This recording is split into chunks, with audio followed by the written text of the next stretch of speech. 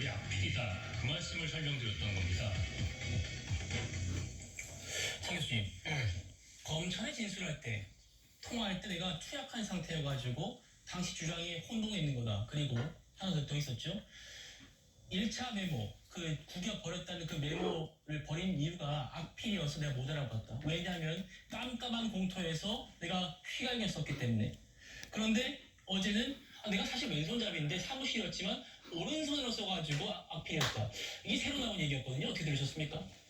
글쎄요, 뭐 지금 홍장원 차장의 어제 진술을 보면서 상당히 나름대로 제3자의 뭡니까? 제3자가 봤을 때 상당히 좀 의구심이 생길 수 있는 그런 뭐 진술이라는 생각을 저도 했습니다만, 그럼에도 불구하고 과연 홍장원 차장이 그러면 이 홍장원 차장이 한 메모의 내용은 도대체 어디서 나왔을까? 거기에 대한 의문이 전혀 풀리지 않는다는 겁니다. 그 지금 홍장원 차장이 메모한 내용의 명단에 나와 있는 사람들이 몇 명이 조지호 청장과 그리고 영의정 방첩사령관이 자신들이 부하에게 지시했던 내용하고 거의 유사하잖아요.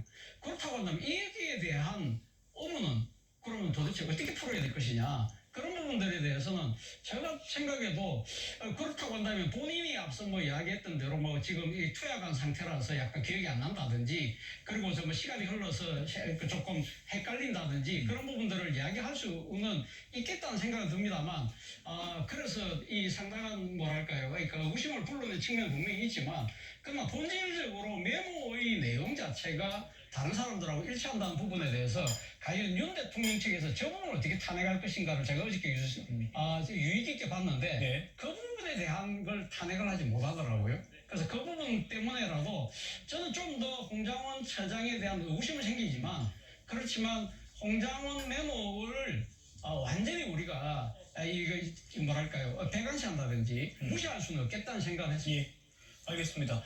국민의힘은 홍 전 차장의 메모 신빙성 문제 따지고 들었습니다. 홍장원 전 차장의 메모가 실제로 등장하기 전까지는 체포 지시가 있었다, 체포 명단이 있다라고 하는 것은 거의 도깨비 불 같았습니다. 그런데 어제 탄핵심판 변론에서 홍장원 차장의 실제 메모, 실물이 등장했습니다. 이게 1차 메모입니다. 지무대행님 오른손잡이십니까? 예, 저 오른손잡이. 그럼 왼손으로 글씨 쓰는 것은 좀 편안하십니까? 뭐 편안하지 않습니다. 오른손으로 전화 받으시다가 메모할 게 있으면 그럼 어떻게 하세요? 저 같으면 뭐 전화기를 옮기고 오른손으로 메모를 합니다. 왼손잡이라면 통상 왼손으로 전화 받다 메모할 게 있으면 오른손으로 전화기를 옮기고 왼손으로 메모할 것입니다. 근데 본인은 왼손잡이인데 왼손으로 전화 받고 오른손으로 메모하다가 이렇게 됐다고 합니다. 이게 뭐 정보 기관이 쓰는 암문지는 모르겠습니다만은 한글에 자, 모, 그 어떤 거 하나라도 식별해 내실 수 있으십니까? 현 메모에서는 뭐 저는 그런 글자를 좀 식별하기 어렵습니다. 이 메모가요, 나중에 정확하게 사람 이름이 기재된 뭐 세 번째, 네 번째 메모로 갔다고 하는 것은 거의 지나가면서 얘기하는 단백질 덩어리가 사람으로 진화했다는 것보다도 훨씬 더 믿기 어려운 이야기입니다. 단백질 덩어리가 사람으로 진화했다는 것보다 믿기 어려운 얘기다.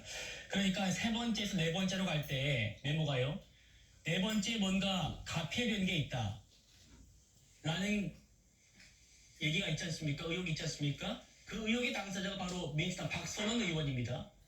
들어보시죠.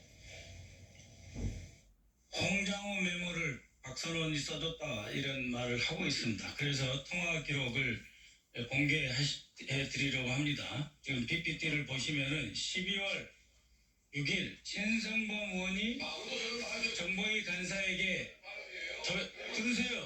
아니 신성범 들어보세요. 강의원 가만히 있어. 각기 대고 퇴장시켜주세요. 발가락질 하는 거?